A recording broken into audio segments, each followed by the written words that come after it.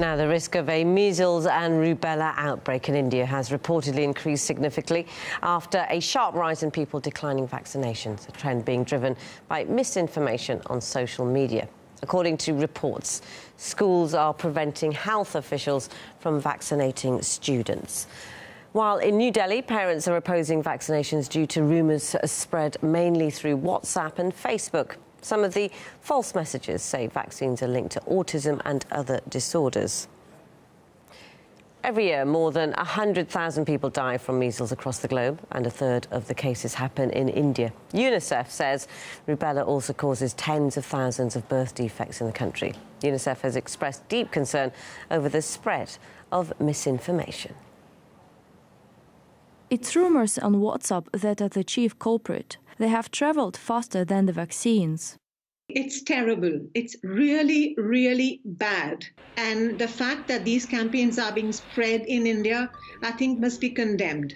The media has a role to play in this. And the first thing you learn as a public health journalist is to not create fear.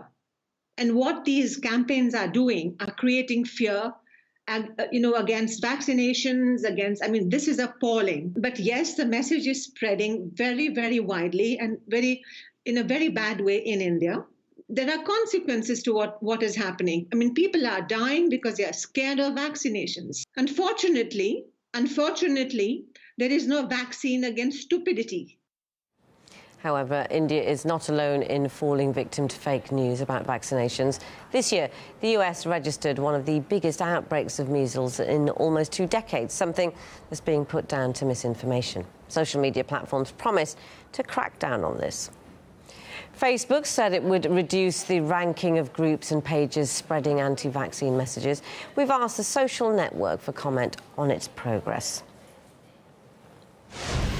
Now, let's bring in Aman Gupta, public health expert, live on the programme. Thanks, Aman, for coming onto the programme. Now, what can you say about the death toll from the measles, mumps and rubella in India in comparison with other countries? Well, I think, the 2 points which we need to consider, any death which happens because of a vaccine-preventable disease is something which should not happen. So it's not so much about the number of deaths. The numbers ranges anything from 30,000 to 50,000, depending upon which particular study are you referring to. But as a person who has been working in the field of immunization and public health, for us, any death is something which could be prevented, and we as a sort of citizens of this earth and everyone who should be concerned about this should try to do everything to stop it. So it's more about what we can really do to reduce these numbers rather than looking at comparing it with any other geography. Yeah, if you look at how some of this information is spread through WhatsApp and through Facebook, why do you think people are listening to those messages if they are indeed untrue? Well, as we know, and I think you being into the media, the good news travel faster than the bad news travel faster than the good news. And in today's world, where every human being is bombarded by so many channels of information which is coming in, you get to hear a lot of things. You don't really know who to trust, who not to trust. And in this particular environment, even if you have a sort of a seed of suspicious, or you have even a kind of a gray area in a thinking, you would like to sort of take a step which is a little bit more of a cautionary side of it. The people who are saying we will not go for vaccination, those guys do not really realize what they are really doing, something which is against the interest of their children. But I think it's also responsibility for us to sort of see what can be really done to educate them, sensitize them, and really sort of not just apart from offering them the right vaccines, offer them a lot of education and sensitization on this subject. Yeah, if we're talking about education, Aman, the scientific community has dismissed claims about the vaccines and supposed links to any danger.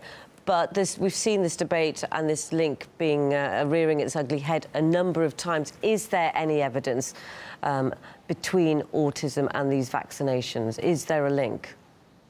No, and I would sort of say categorically no, there is no link between these two at all. However, as you rightly said, this is a debate which has been going on for a sort of a long period of time. It continues to raise its ugly head again and again, and I think it's that's where the main both a challenge and an opportunity lies. I think apart from having a program for vaccine dissemination, ensuring the access to the vaccine, there's also a huge need for us to have a program for vaccine communications. As someone who has worked in the communication and advocacy across multiple public healths, one thing which we do realize is that when we are developing any campaign or any program, the focus is largely to ensure that we have the right vaccine, we have the right product, we are ensuring that it reaches to the right people. But enough attention is not given to the communications. And I think this is high time that everyone who is a part of vaccine program across the globe take cognizance of the fact that there is a need for us to have kind of a sustained multi-channel, multi-stakeholder program for vaccine communication, which is targeted towards all the communities. OK, Aman Gupta, public health expert. Thanks very much for coming onto the programme and sharing your opinions and views. Thank you. Thanks a lot.